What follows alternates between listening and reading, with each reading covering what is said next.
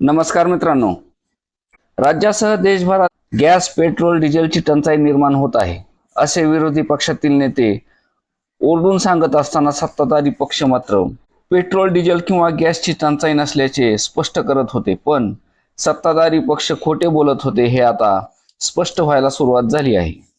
गॅसची टंचाईमुळे यूपी, बिहारचे मजूर आपापल्या गावी परत निघून गेल्याचे चित्र आपण टीव्हीवर बऱ्याच दिवसापूर्वी पाहिले आहे.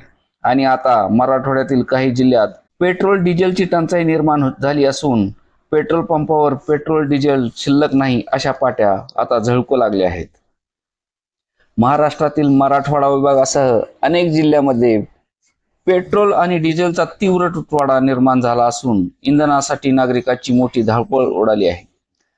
प्रामुख्याने लातूर, बीड, धाराशिव आणि जालना जिल्ह्यातील परिस्थिती अधिक गंभीर असून अनेक पंपावर नो स्टॉक किंवा पेट्रोल डिझेल शिल्लक नाही चे फलक झळकताना दिसत आहेत. लातूर जिल्ह्यात पेट्रोल आणि डिझेलचा तीव्र तुटवडा निर्माण झाला असून धाराशिव जिल्ह्यातही पेट्रोल आणि डिझेलचा तीव्र तुटवडा जाणवत आहे. मागील 2 दिवसापासून इंधनाची कमतरता जाणवत असून अनेक पेट्रोल पंपावर तासनतास रांगा लावूनही पेट्रोल मिळत नाही. इंधन उपलब्ध नसल्यामुळे शहरासह ग्रामीण भागातही अनेक पेट्रोल पंप बंद ठेवावे लागले आहेत. या तुटवड्याचा थेट परिणाम वाहतुकीवर झाला असून सार्वजनिक तसे खाजगी वाहतूक मोठ्या प्रमाणावर विस्कळीत झाली आहे.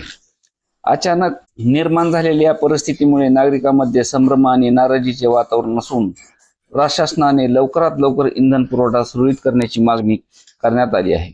धाराशिव, लातूर प्रमाणेच जालना जिल्ह्यातही शहागड परिसरातील अनेक पेट्रोल पंपावर इंधन उपलब्ध नाही. अनेक पेट्रोल पंपावर स्टॉक नाही असे फलक लावण्यात आले आहेत. पेट्रोल आणि डिझेलच्या तुटवड्यामुळे वाहन चालकासमोर मोठे संकट निर्माण झाले आहे. जिथे इंधन उपलब्ध आहे तिथे पंपावर वाहनाच्या लांबच लांबा रांगा दिसत आहेत. बीड जिल्ह्यात गेल्या 3 दिवसापासून डिझेलचा तुटवडा जाणवत आहे. इंधन कंपन्यांकडून होणाऱ्या पुरवठा विस्कळीत झाल्यामुळे हा तुटवडा निर्माण झाल्याचे प्राथमिकरित्या सांगितले जात आहे. काही ठिकाणी तांत्रिक बिघाड किंवा डेपोतील होणाऱ्या वितरणातील विलंबामुळे ही परिस्थिती ओढवली असल्याची चर्चा आहे. मात्र प्रशासनाकडून अद्याप अधिकृत स्पष्टीकरण दिले गेलेले नाही. धन्यवाद.